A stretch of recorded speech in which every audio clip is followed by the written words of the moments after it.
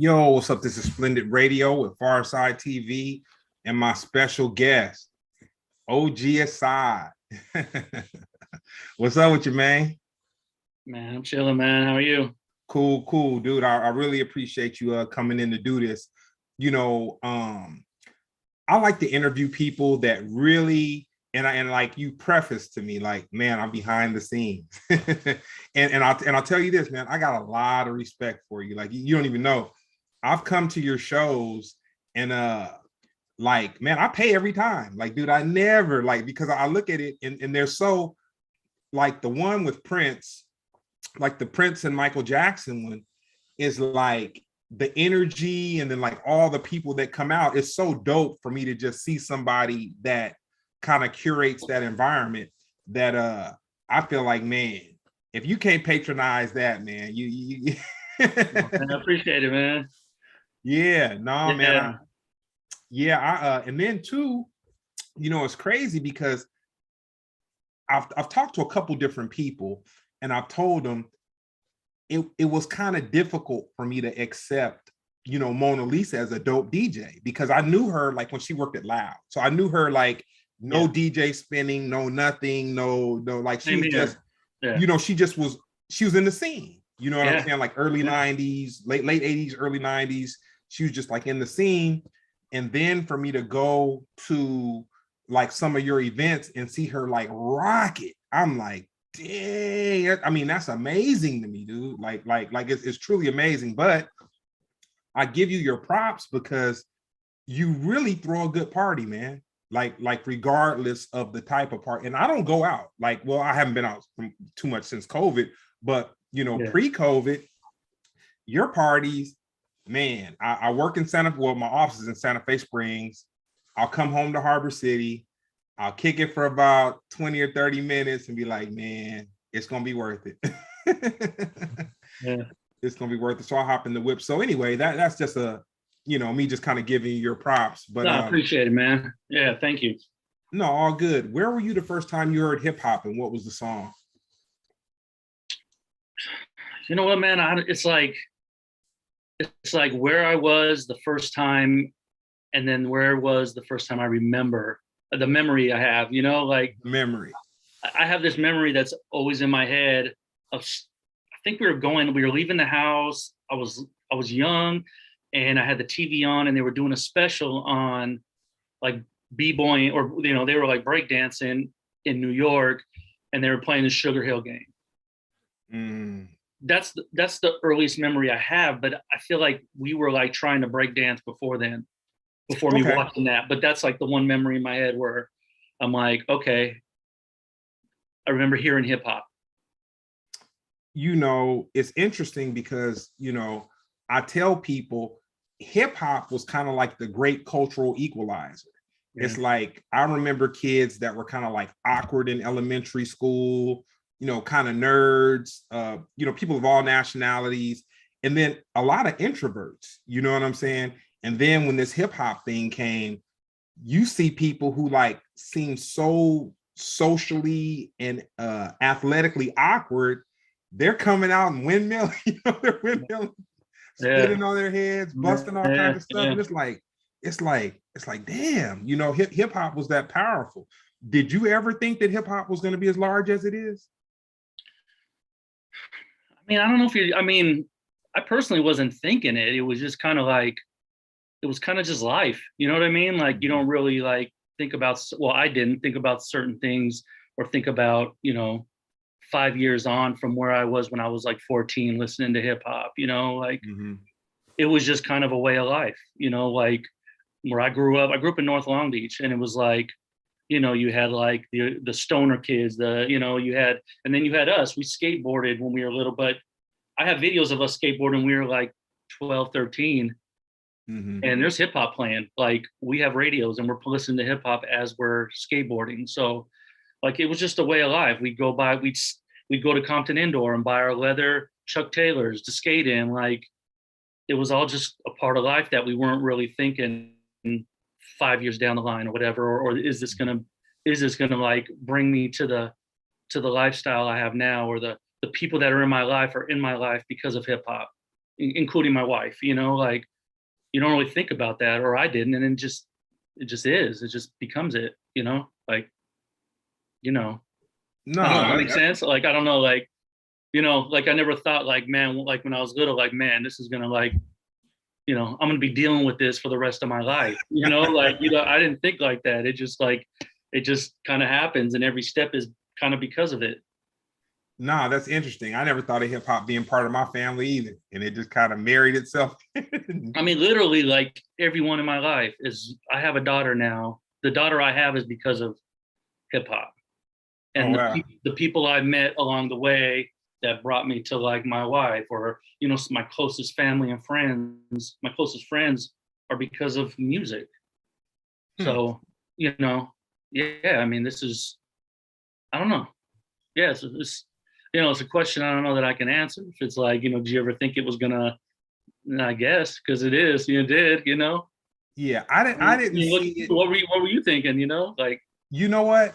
I did not see it being something trade worthy, but I knew when I heard it, I knew the way it made me feel, yeah, and yeah, it was something that I had never felt before. Like it was so. I've talked to people about this before. So like Run DMC, that was kind of like the most relatable hip hop that I listened to when I first, you know, kind of started listening to hip hop. And it was like, man, they taught us how to dress. You know what I'm saying? They had style. You know what I'm saying? And then it was like two MCs walking back and forth on a stage. And then you have a DJ who's just like the extra cool dude in the back, and he's scratching. And it was just, you know, it was mind blowing to me, man. It's just 100% I mind mean, blowing.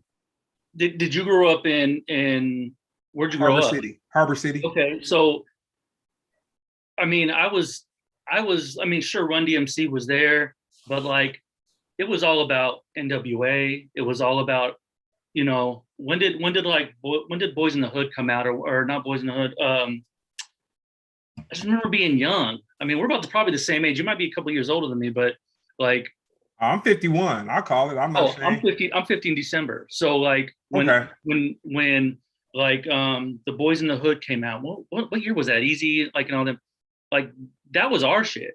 Like, Yeah. instead of Kangos, we were sagging our pants. Like, we were skaters, like getting in fights and like not gang stuff, but you know what I mean. Like, Yeah.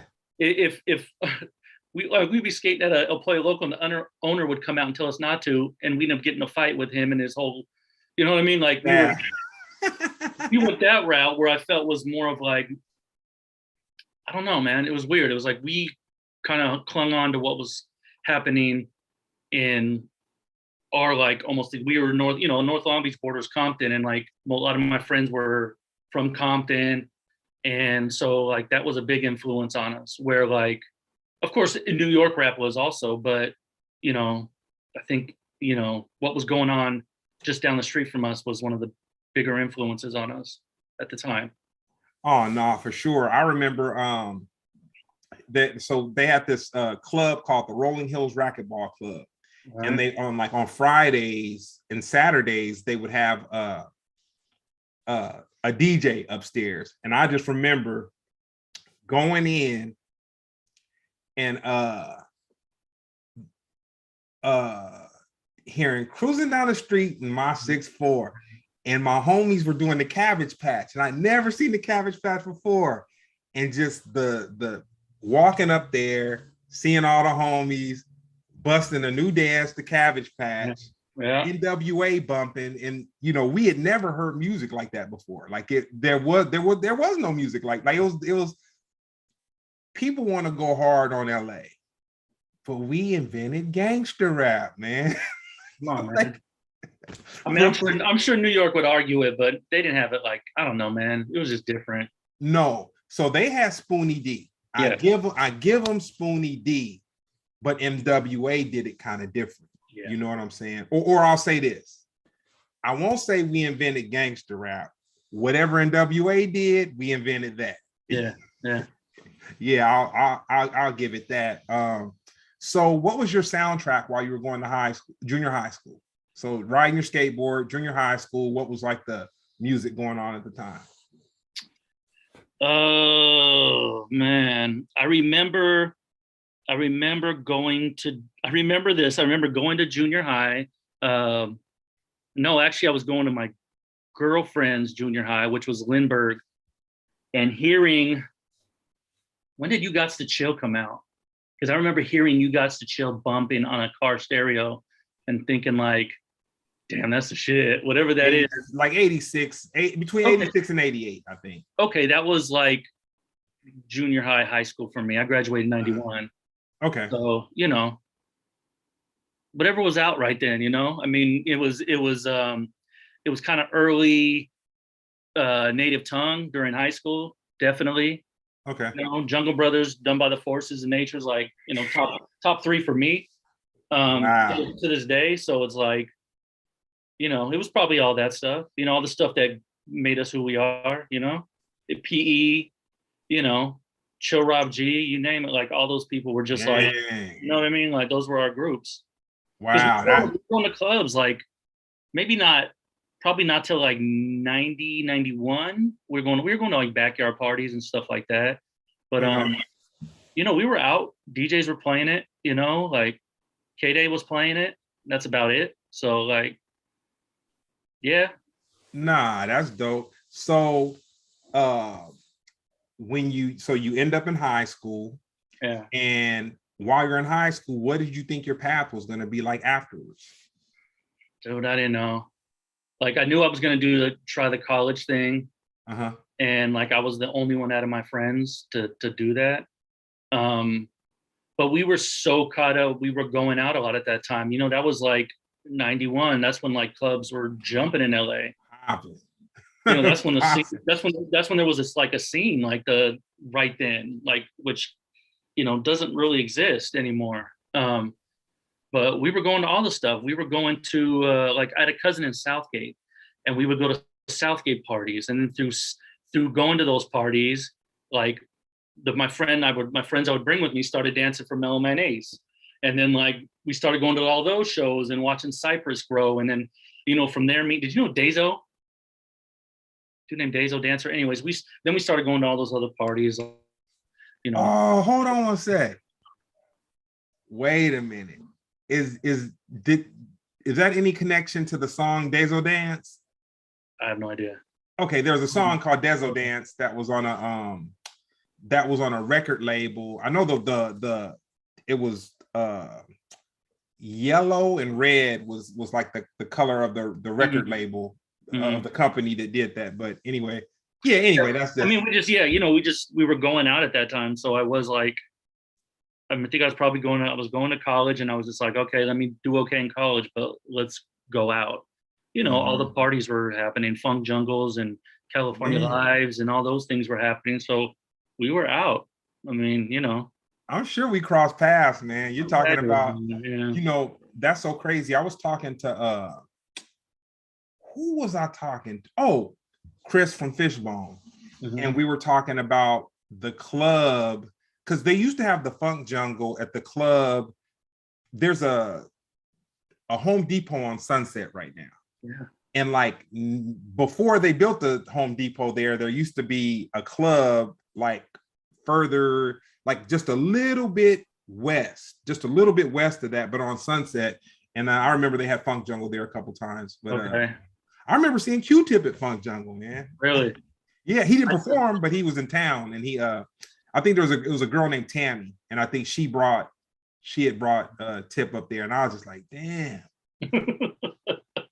I saw Jungle Bro. I think I saw X-Clan at one of those clubs, man. But it was just a good time, man, because it was all so new to me, at least. Like, you know, just getting out and seeing, like, hearing this music live, and yeah, I don't know, man. It's good times, man. Nah, that's tight. So, you know, my whole angle of interviewing is I like to kind of make the person, like, put it this way.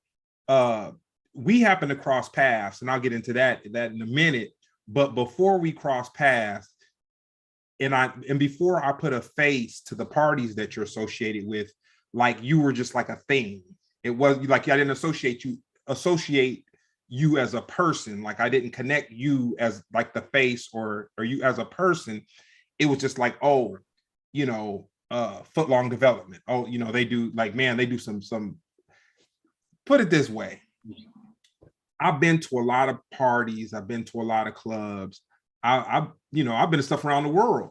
Yeah. And the energy that your parties bring is just like, that they're curated very well, man. It's like you put the combinations of the DJs, and then you have like this cult following that kind of like follows your different, you know, your different. But the crazy part about it is, for the different parties that you do, some parties will have a similar following, but I've just gone to your stuff and it's just like a total, like each one has a total different thing. And to me, that's just amazing for you and what you do, to not be like a music group or something like that, but it's kind of like almost like a grassroots type of thing, and it just brings people out. You know what I'm saying? I mean, it did it to me. Like I'm not an easy sell. I promise you. I promise you. So how did you start promoting? You know what? Those same friends that I was going to clubs with, and like just at the end, like we'd go to, like, I think before we got out of high school, we were going to like Party Machine and like Soul Train every now and then. But I wasn't really the dancer. Danced a little bit, but I wasn't really like the dancer, like the dudes that grooved in the circle kind of dancer, you know, like.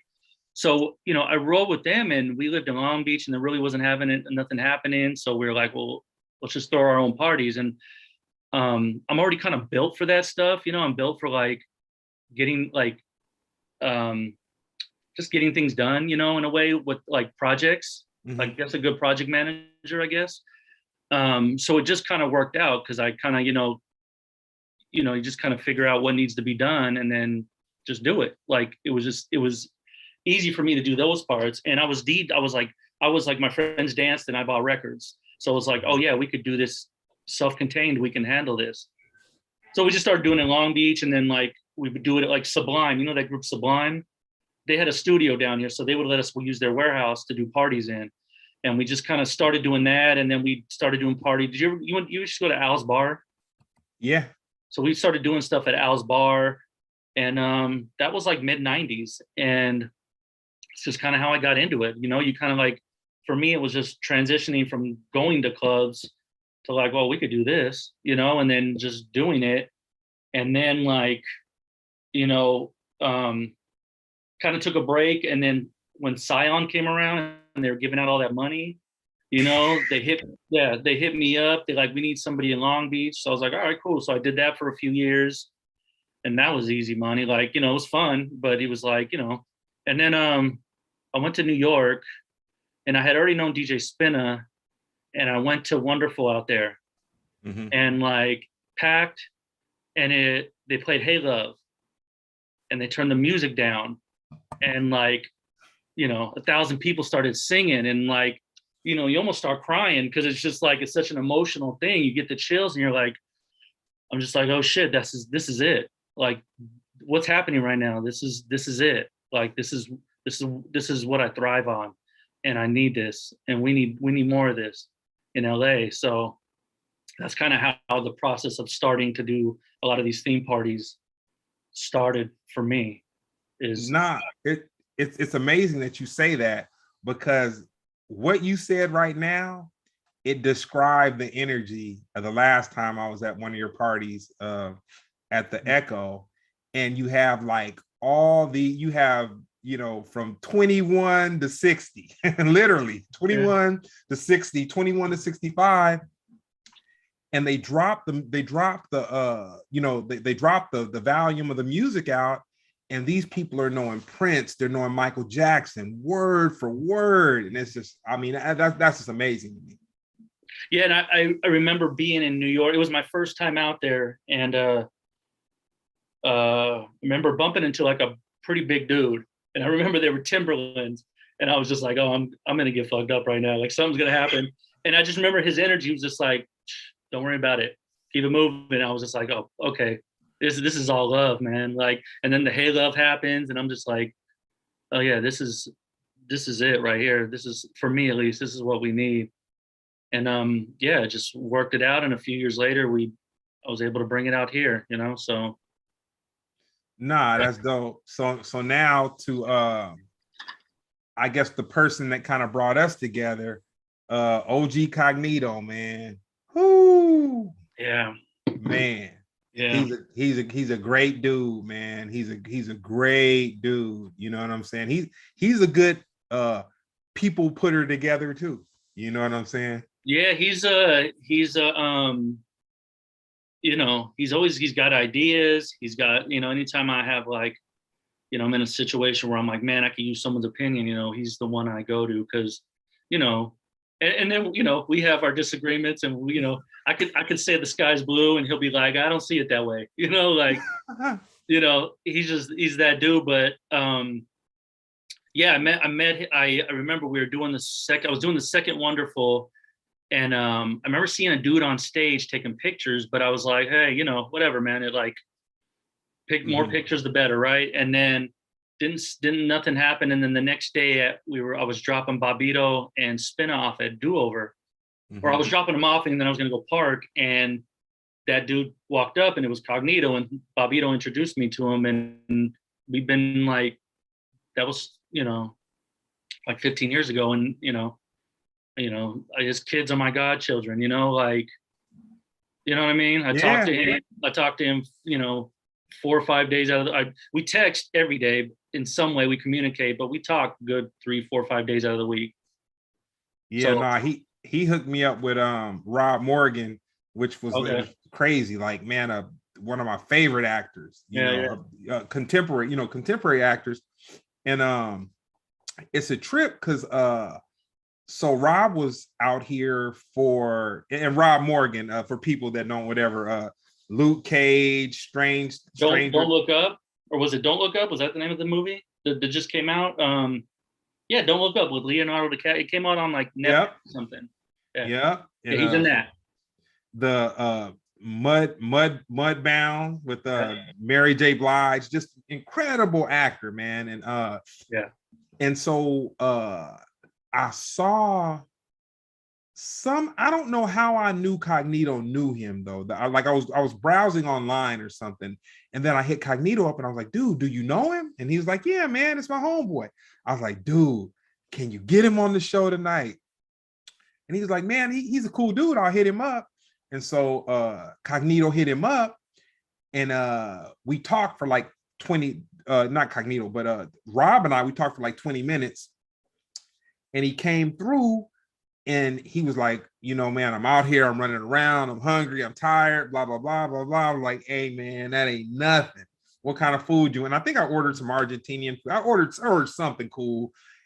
And it's crazy because it was like, okay, so once he got the meal in him, and he's, you know, from being from New York, he was probably jet lagged too. And then he was running around doing all this press stuff. But once he got chilled out, the coolest dude in the world, dude, we ended up kicking it hard. And I hit Nito up, and I was like, man, I appreciate that one, man. And it's like, you know, Nito's the mayor, man. yeah. I met him. We went one time Nito was out here, we all went to dinner, and he was like, yeah, dude was super cool. Yeah, no, for sure. So now I want to get into, like I said, I want to make you a person, because you're like associated with this thing, and anyone who's actually been to your parties, like I said, man, I've been to a lot of stuff, and it's very impressive, man, to just but then it's, I think another part of it that kind of connected me, at least with the Prince ones and the Soul Slams and the, you know, all that, is like really seeing Mona Lisa different than how I saw her in the early 90s. Like, so, you know, my vision of Mona Lisa, she worked for Loud. Loud was like the new record label that had this group on it that Bigga B was bragging about, and you know, Bigga B's trying to educate everybody. Yo, man, you know, it's Wu-Tang, man. They're dope, man. They're gonna be the next thing. They're gonna be the next thing. And it's just kind of like, because we really hadn't heard the music, but Bill was road managing them, so he was kind of, you know, kind of, educate us like, okay, nah, it's this Wu-Tang thing. They're going to be. Did they have the 12-inch out yet? I think they did. Because I have still this image of Bigga B walking around Lamert with like an armful of the 12 inches. And I didn't get one. I didn't get one and I was pissed. But like, yeah, I still have this image of him in Lamert one time. I don't know, it was like, whenever it was. I saw a Unity where Wu-Tang performed, and it was me and the guys from the Pharcyde. And I could really say I've been to some crazy musical experiences, popular music, hip hop, just whatever, up close and personal. And this show, so it was at I want to say it was at a bowling alley, and it was all nine members, it was all Wu-Tang, and they performed and they sat on stools and had mics, and they didn't, because okay, so first of all, I thought they were going to be whack, because in LA, if you got 9 dudes, you probably want to walk outside and have a drink or something like while that's going on, because they're gonna be rapping over each other and melee and whatever. And you got these 9 dudes, and even with ODB, none of them got up off the stools, and they straight performed on stools with mics. And that was mind blowing, dude. It was, it blew my mind. And this was before, you had the creams and, all that stuff going on. Hold on one sec. I hate to do this, man, but hold on.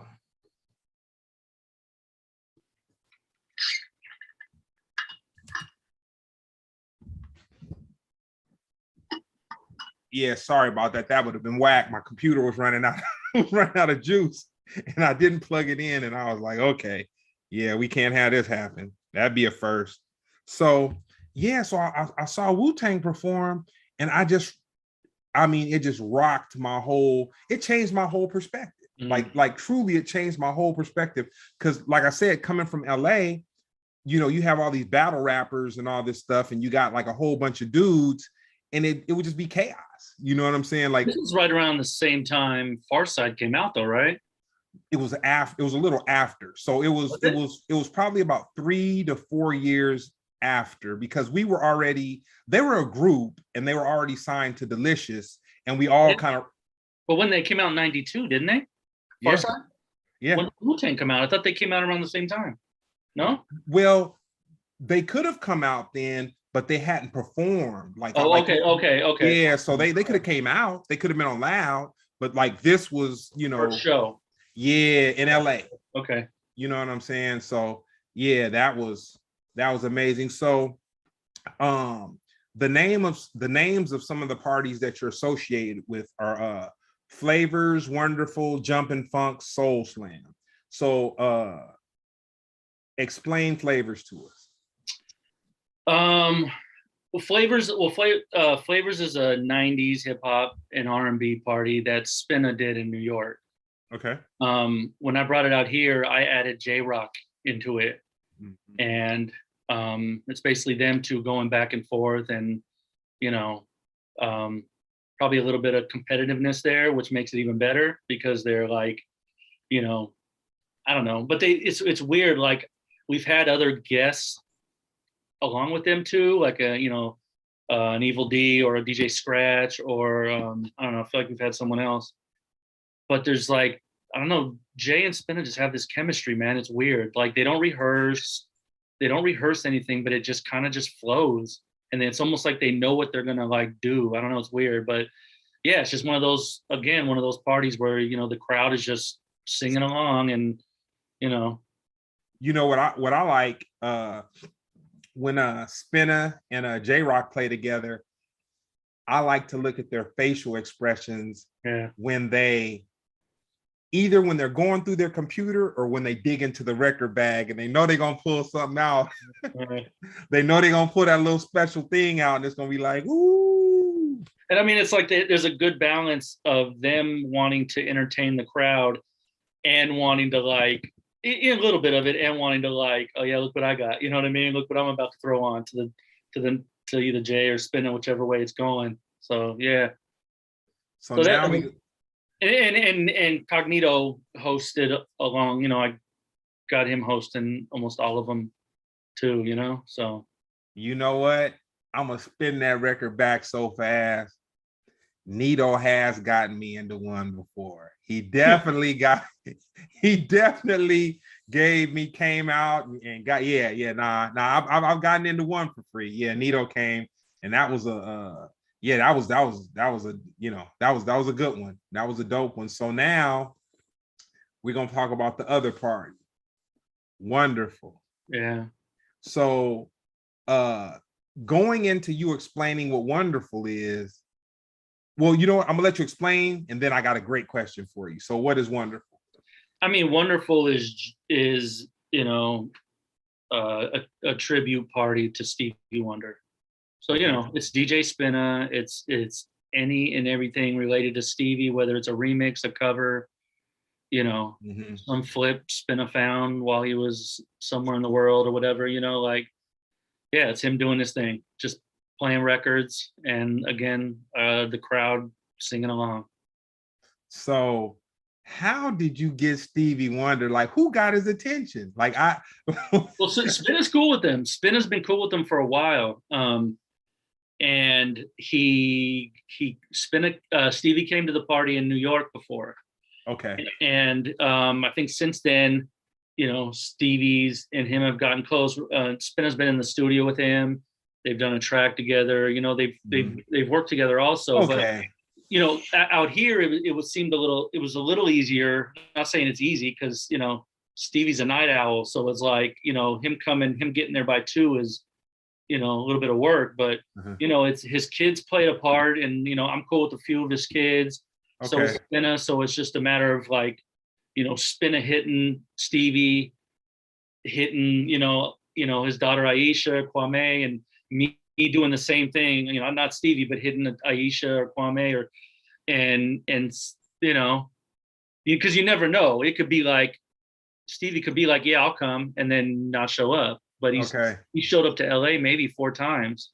Yeah, no, I saw some of the footage of a party that you guys did, and it was outside. Yeah, 2018, the Levitt Pavilion at MacArthur Park, they do an annual like May to what is it, Labor Day in September, whatever holiday that is, August, September 5th or whatever it is. They do like a 3-month kind of not festival, but they, you know, every weekend, Friday and every weekend, they have events, and they have acts from all over the world, whether it's, you know, DJs or, you know, bands from Argentina or whatever, you know what I mean? Or Anderson .Paak does a thing there also. But so we started doing it there, and they brought us on to kind of close out the whole 3-month event. This year we're doing it in July because Spinna had a conflict with Masters at Work. But yeah, so we started bringing it outdoors because you know what, like, we noticed that, like, attendance was going down a little bit for years, and we did everything to try to, like, we would go on KGLH. They'd give us like an hour, and we just play Stevie music and talk about the party, and then we'd go other places and have other people help, but the numbers still weren't going back where they were. So we were like, you know what, we need, and I've been thinking for years, we need to do something outdoors. You know, we need to bring in like people that have maybe transitioned out of this into just having a family, having younger children, maybe can't get out as much. And we were right. You know, once we got it outdoors, like, it's just like, it kind of like, we had like 1,600 people. And then the year after we had like 2,600 people, and then COVID hit. So this year's our first year back since 2019. And Stevie came out to the last one. And yeah, like, it was dope, because I knew he was coming. I had already gone up to where they were bringing him down, and I ran back to the stage because I wanted to get the crowd's reaction. And it's just like, man, it's just amazing when you see the look in people's faces when they're like, oh shit, like, nah. Yeah, it's dope, man. So yeah, he's shown up a bunch of times, and he hangs out, and he kind of parties himself, you know, and his kids are always there. Like, yeah, really cool.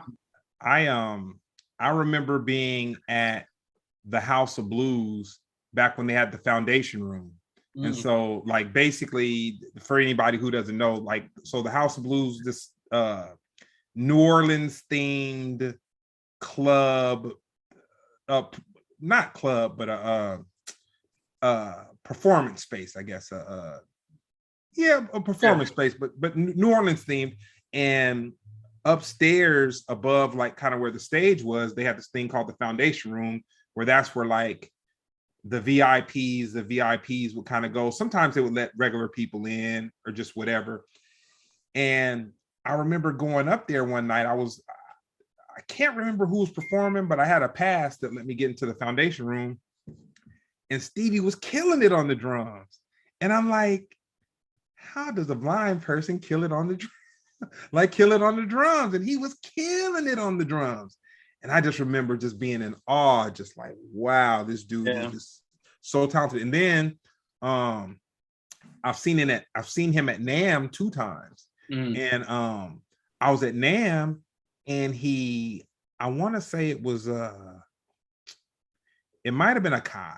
It might have been a Kai. It might not, but it might have been a Kai. But it was one of the companies that make keyboards, and they had a new keyboard there. And he had never, messed with it. And so one of the guys sat him down, and like within 3 or 4 minutes, he's over there hitting knobs and twisting stuff, and he's playing. And I'm like, this guy's a genius, man. Like, I mean, it's Stevie, I'm sure Prince could do the same thing with his eyes closed when he was around. Yeah. Man, that it just, yeah. It's to me, it's amazing to see people that you look at one of their talents, like Stevie's a great singer, he's a great vocalist and whatnot, and he plays the keyboard, the clavinet, like all that kind of stuff. He does that. And then I witnessed him play the drums. But it's amazing to see people that are just truly gifted. Like he's not gifted because he sung hits or sold a bunch of records or what. Like he's truly like that dude. Yeah. And so Jumpin' Funk, break that down. Yeah, I mean, it's Rich Medina and his partner Mark Hines, who to me there's no one that can touch them as a like a visual audio kind of duo. Like Mark Hines does the visuals while Rich Medina plays Afrobeat. It's an Afrobeat Fela Kuti tribute thing. But I mean, I see people on the dance floor like just standing there, like just in awe of what like Mark is doing. Like, Rich may be playing a song of like Fela playing his horn, and like Mark is on a mixer, doing multiple images, and he may have someone doing a horn that's like going with the beat, like back and forth, or have some old school dancer dancing. And it's like, I mean, yeah, sometimes I'll just sit there and just zone out like on the videos that he does. So, I mean, I love that party. I wish it were a little bigger though. I wish more people could really like, and maybe that's, because that's a smaller party. That's like, we usually do that in like a 450 capacity venue, but it's like, I really want to find a way to make that bigger because people really need to see that. But that was the allure to me. Yeah. That was really the allure. It was like, it was a total different feeling than the Wonderfuls or, the Soul Slams and all that kind of stuff. Jumpin' Funk is like, okay, I'm going to go in. It's going to be super crowded. I'm going to slide to the bar. If it gets hot inside, I can kind of go out to the patio, get some air or whatever. And it was just kind of like that. I saw, I want to say it was years ago, but I remember seeing Mad live there. And he was he was working on something, and he had like stepped out.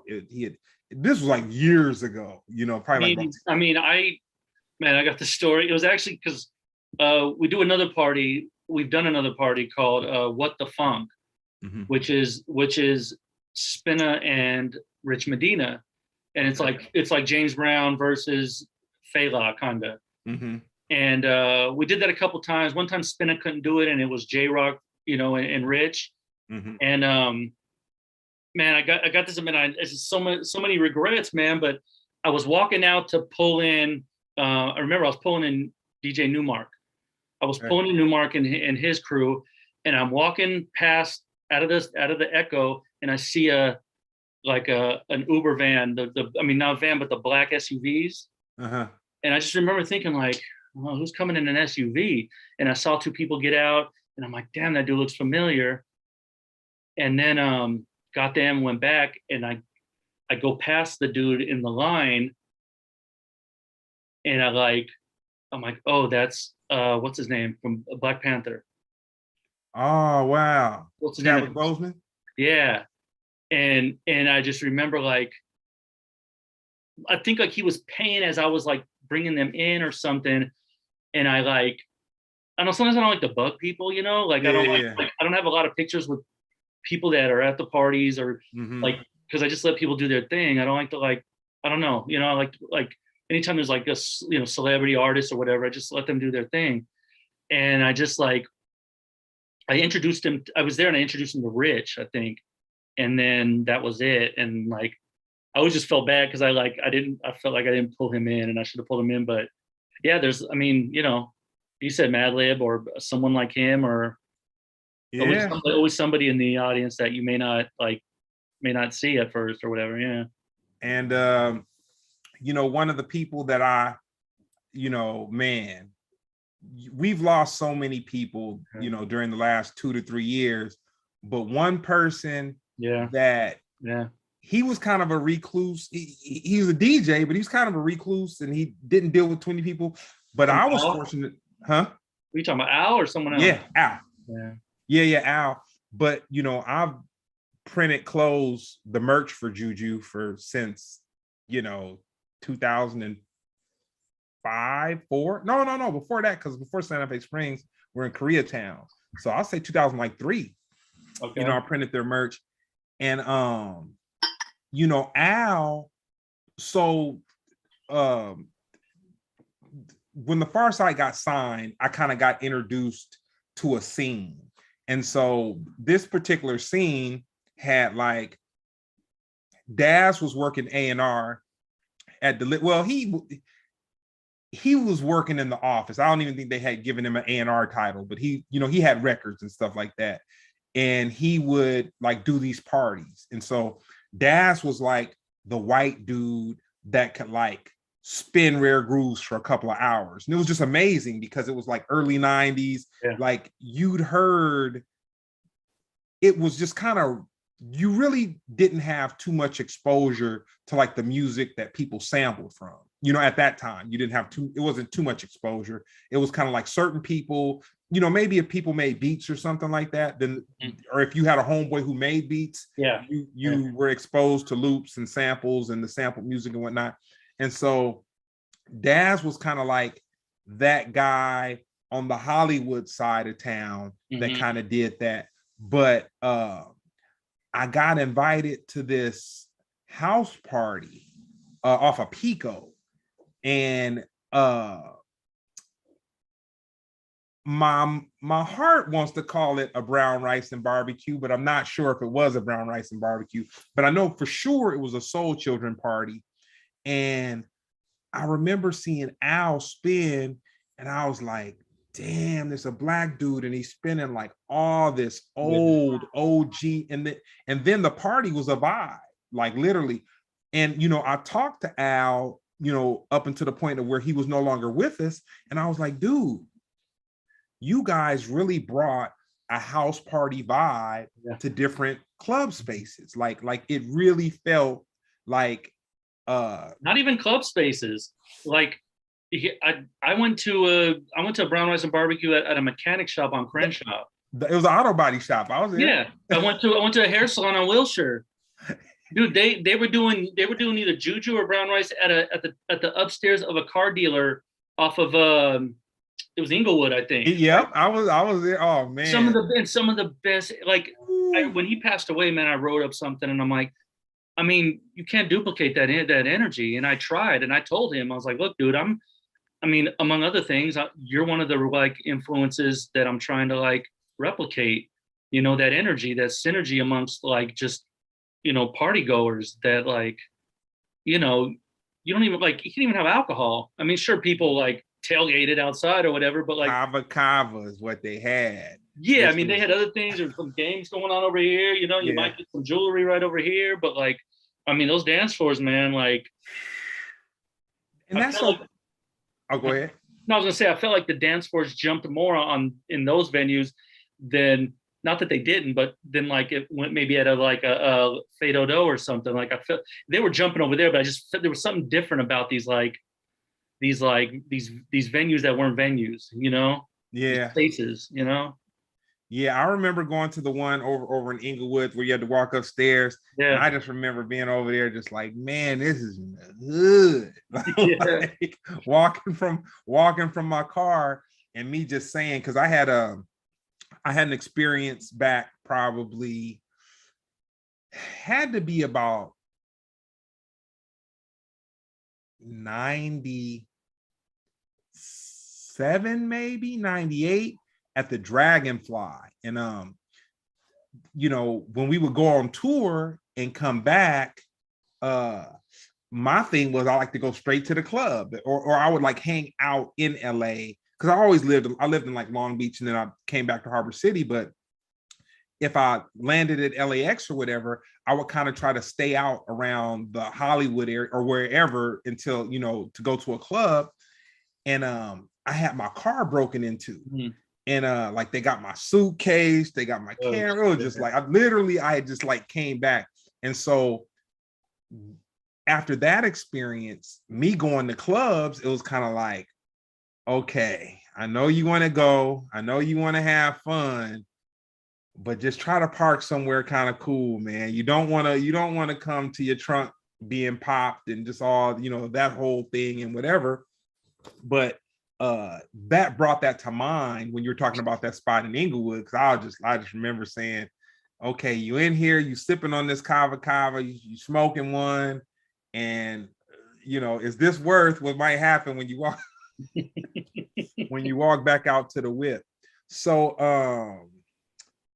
now we're going to get into some more interview questions. Well, just, I mean, real quick to like Okay. go back real quick, like that was a tough one, man. Losing out, like we've lost a lot of people, man. We've lost to like celebrities, but that hit different, man. And I want to thank you, and on behalf of the Soul Children and Juju family, I want to thank you, because you helped me get in touch with the person who had snapped the flick of him that we actually used for his ceremony.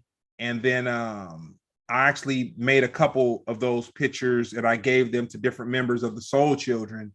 And I had reached out to the cat who had taken the picture, and then I remember I hit you up and I was like, man, do you know him? And I was kind of like, because Michelle, like they like welcomed me in the Juju family and everything. And so she's like, Greg, we really like this picture of Alan, and we think this, this is the one, and this really captures him.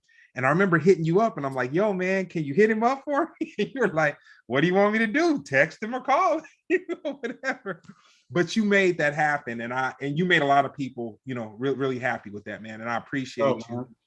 And then, also, anytime I throw up the bat signal, you're always receptive to that. And I really appreciate it. I'm not hell of in the loop or not the dopest dude in the world and all that or whatever, but it means a lot that, like, I throw up the bat signal, you always hit me back. And, you mean a lot to LA culture too, man. You really do. Cause like I said, I'm not that cat that goes out. I don't care what it is. Like, man. Hey, me neither. Me neither, man. Yeah. So tell me this, what's your favorite documentary?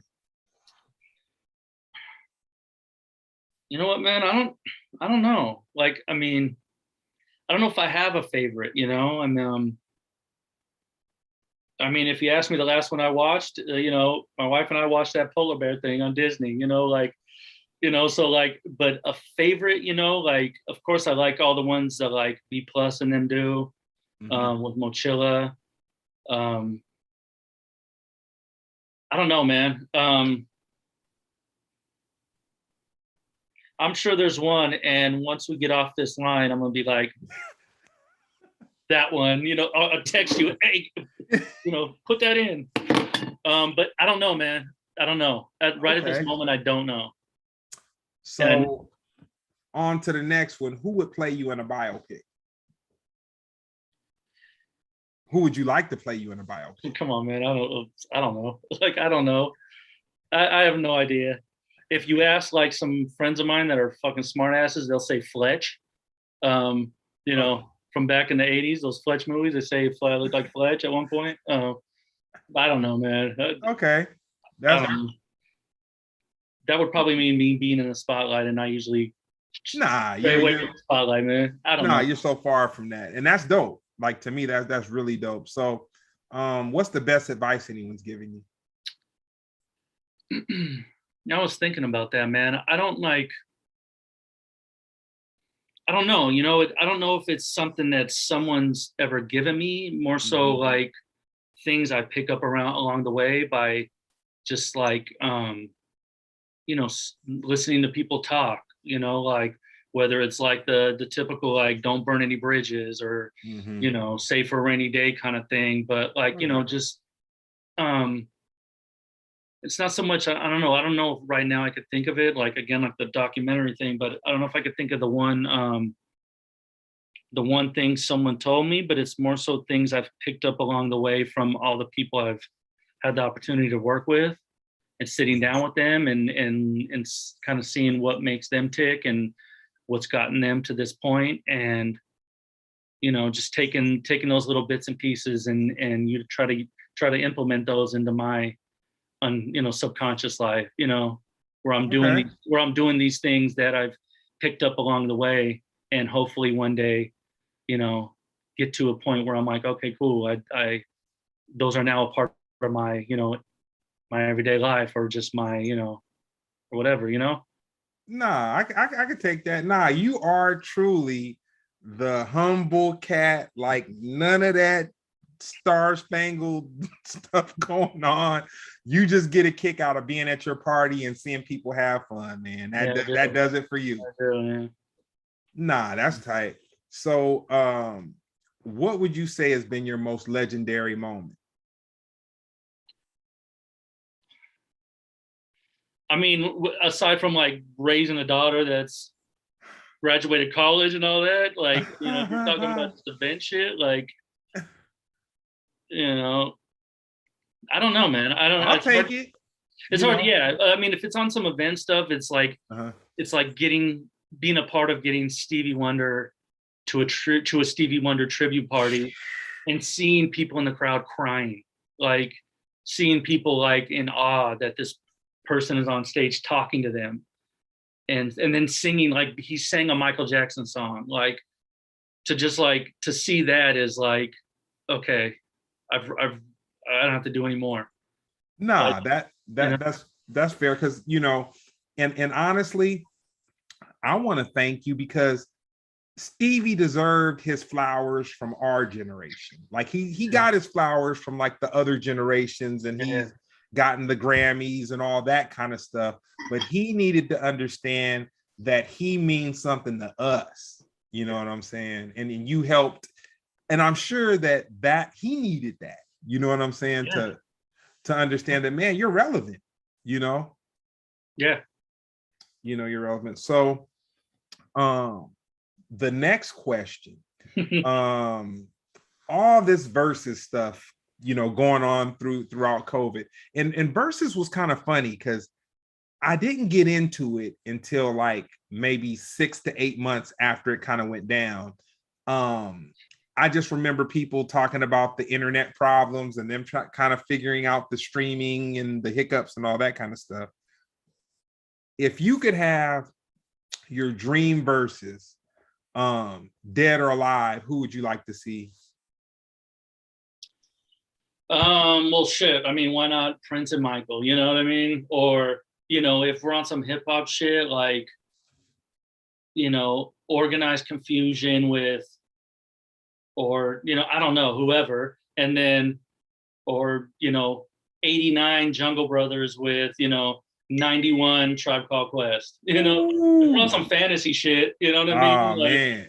we're talking that. Like, it would be like organized 93 organized confusion versus like 92 freestyle fellowship, or or 92 Pharcyde versus like 93 tribe. I got a good one. So one of the questions that it's just like a general conversation question that I have with people when we're talking, and I've had it on the show for about the last 3 or 4 episodes. And especially when I speak to younger artists, it seems like, and it's so crazy because I really went hard on it, I think last week. And I was kind of frustrated with this generation because I feel like the generation right now, and not sound like an old fogey and just all rah, rah, rah, but it seems like this generation, maybe because of the money though, maybe there's just so much money generated in it. No one makes songs about the political condition.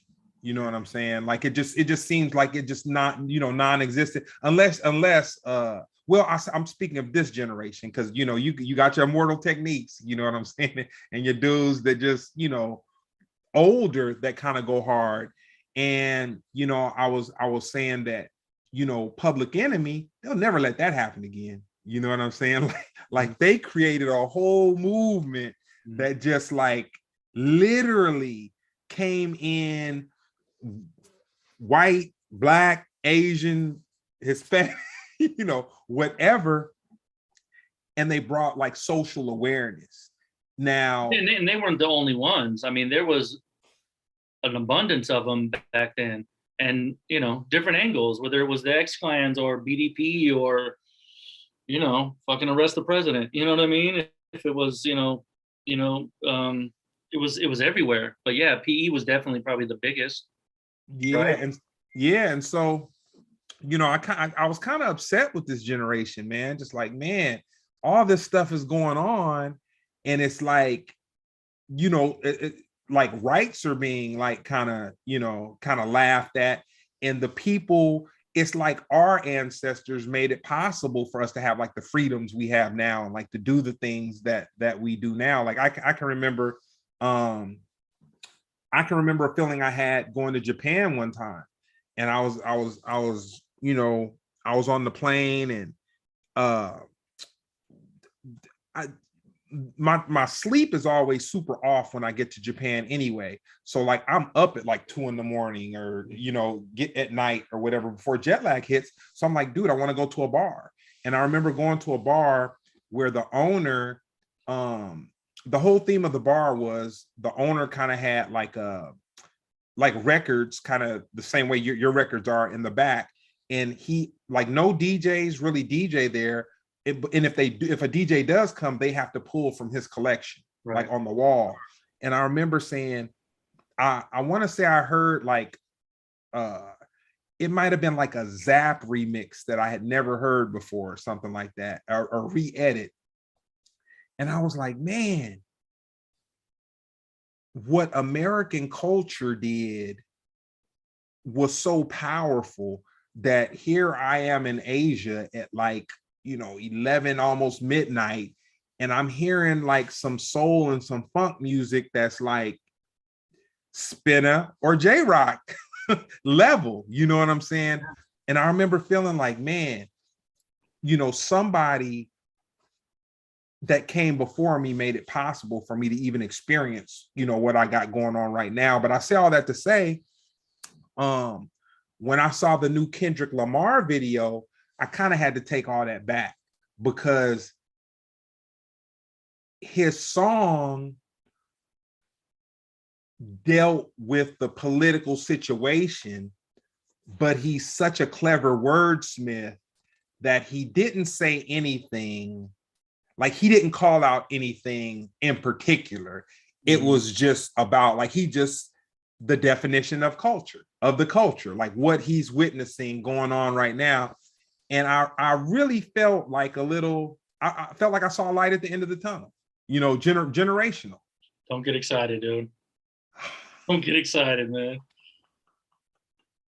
I mean, I would love to like share your enthusiasm, but I think it's like too much of a, it's it's money's, and it's just, I don't think we'll ever have what we once had as far as like social commentary from our MCs, like, like we did back then. Now, Too much bread.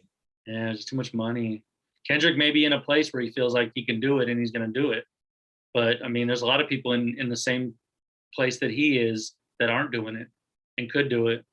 Yeah. So, Wow. No, that's true. And the thing about it is, it's like when something creates, like I had a conversation with someone, and they were talking about, like, I believe it might have been R. Kelly, like years ago.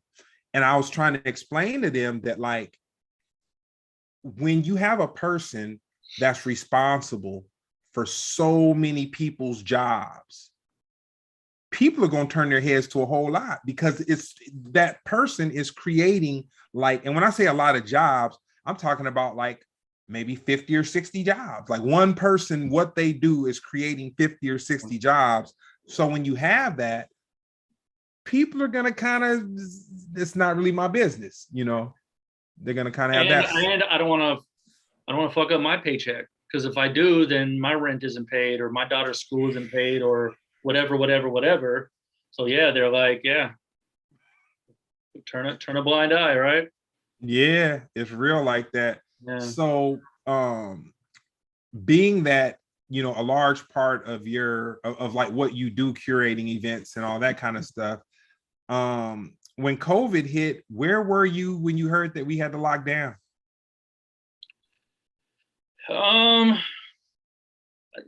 Probably at home or something, like, just like everyone, it's like, oh, here we go, what's next?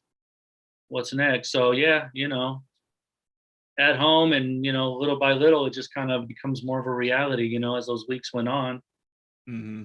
But it's so hard to get a clear view of what's really happening with our media, because it's like, in social media, you don't know what's real, what's not. You got to dig deep just to get the kind of real, maybe not even the real, get near the real to what's really happening these days, because there's just so much information being thrown at you for so many different reasons.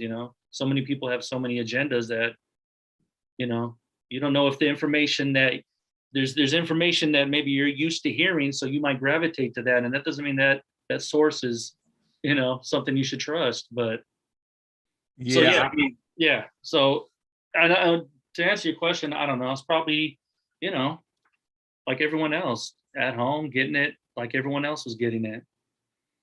Yeah, I know that during the whole Trump presidency, I felt that I was really, I used to like CNN. It was kind of my thing, like my go-to. But like during his presidency, it just like and then I had a buddy, and my buddy was like, you know what? You need to watch a little bit of Fox, a little bit of NBC, a little bit of CNN. Like you need to hear, like and the crazy part about it, Fox wasn't completely crazy, NBC wasn't completely crazy, and CNN was, but they all had different angles of how they, they gave you the news. But I look at it like this: if you have people from a foreign country that can come in and manipulate the way that people think through social media, then you just really don't know you don't know which way is up. Like, you really don't know. And yeah, you really don't know. So I'm gonna hit you with the last one. Since the party is your thing, where do you see social progression going in the next 2 years? Oh, I don't know, man. I don't know. Like, I don't know. It's like, I feel like they've exhausted all the new variants coming in, you know, they've exhausted that fear, but you know, you never know. It's always something. It's always some, I don't know, man. It's always some distraction. I don't know what, I honestly don't know, man. I don't know where we're headed. I don't know. Well, I say this. I mean, what's your thought? I mean, you know, what do You know, I believe that okay, so me, I go on social media to post for the podcast a little bit, but I've really moved away from like, I might look at social media once a day. I might go to Instagram twice to just see if I see any. That's kind of the news. Like, shame on me to see if anything crazy has happened or something like that. Yeah. You'll see if something's trending, Right. and then I'll hit Facebook. Facebook, I probably hit it every 4 days or something like that. Like I really don't, you know, I'm not on there so much, but I kind of feel like people okay, so you can understand. So when we were younger, you had to talk to a girl to get her. You danced, or you know, you had to interact, like you spoke, you talked on the phone. You had to have some mouthpiece when you met her. You know what I'm saying? But I feel like the way the culture is right now, people are so far removed from that. Like, people don't even talk on the phone. They'll text all day, and it's kind of like man. And I tell people, like, okay, my birthday was Friday, so you know, it's cool that people, you know, wish you happy birthday on your birthday on social media or whatever, but like,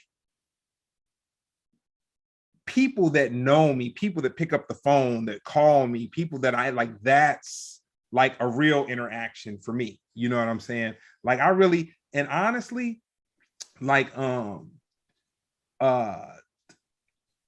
I'll text if I have to text, but I tell people, if you got to text me more than 3 sentences, don't be offended, but it might not get read. Like, man, that's too much, man. That's too much. That's too much. Pick up the phone and call me, man. I don't want to read a love letter like that, but I'm just old school like that. And then new generation, man. They don't like, what is this phone call coming in? Like, they prefer the other way, you know? I have friends that are in their 30s and they're still like, not that they're not, no, they totally are down for talking, but some of them prefer text. Like, why should I be bothered with putting in that much work of speaking or interacting?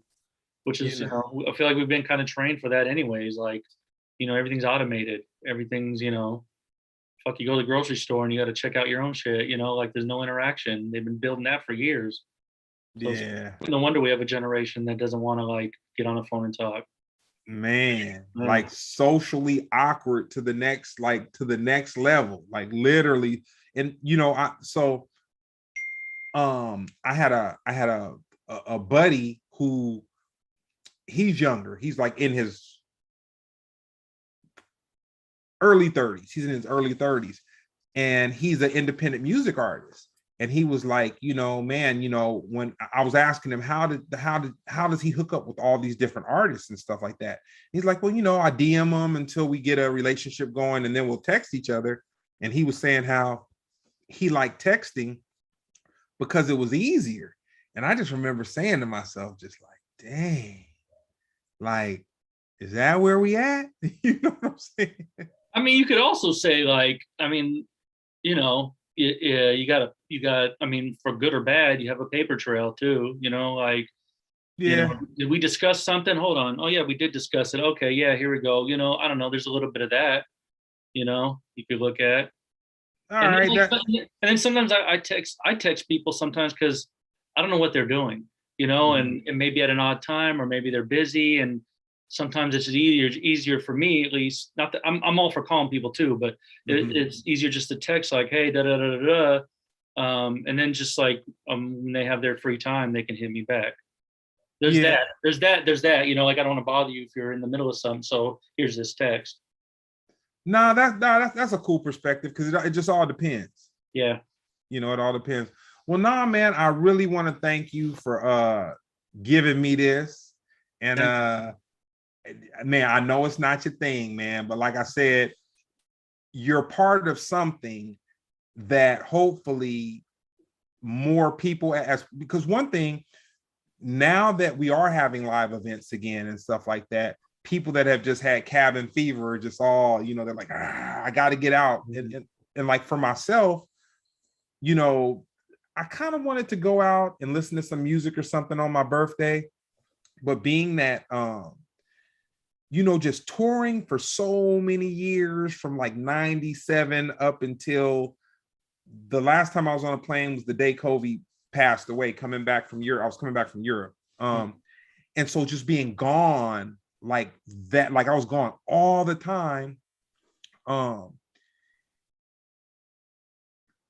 feel like if you're going out to something that's not really going to be dope or something that you're not really passionate about, is almost like eating fast food. It's kind of like, man, you're going to feel like, why did I do that?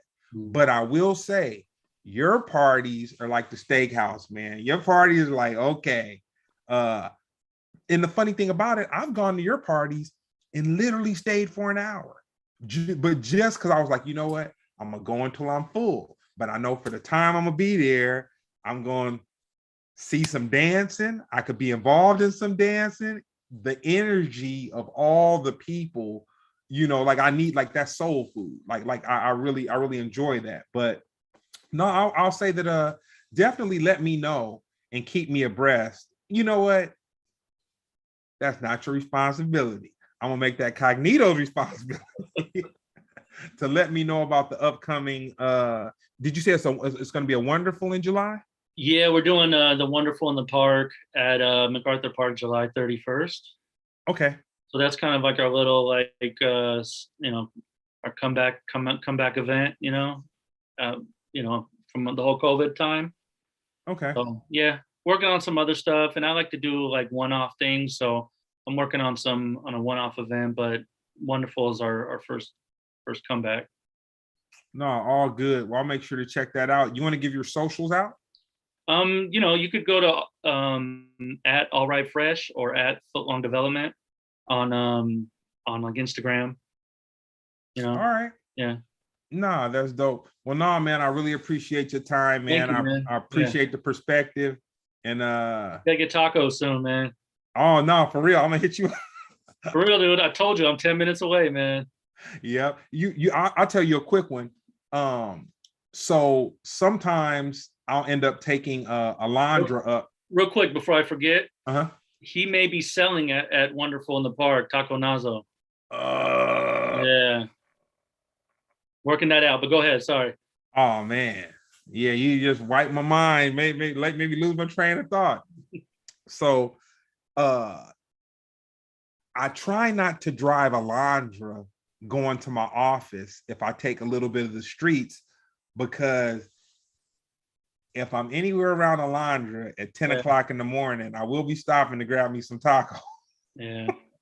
On the way to work. And that's okay. And I tell him, I'm like, dude, I can't even drive Alondra because of you, man. Like it's just very difficult for me to pass up the spot and not indulge in some tacos. And if he's working, at least the times I've been, he'll bring something to the table, and I'm like, man, good dude, man. Really good dude.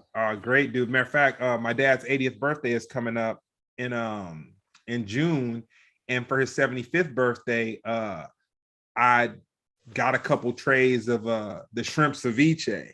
Nice. And it was so funny. I have these little old aunties, and Brown was like, and there was like food left over. And so Brown was like, man, I wanted to get some ceviche. And she was too small to even carry the tray, man. And she was carrying the tray like, these some good shrimp. I was like, yeah, no, that's the homie. Well, no, man, I really appreciate everything. You have a good evening, and I'll touch base with you. Sounds good, man. Thank you. All right, man.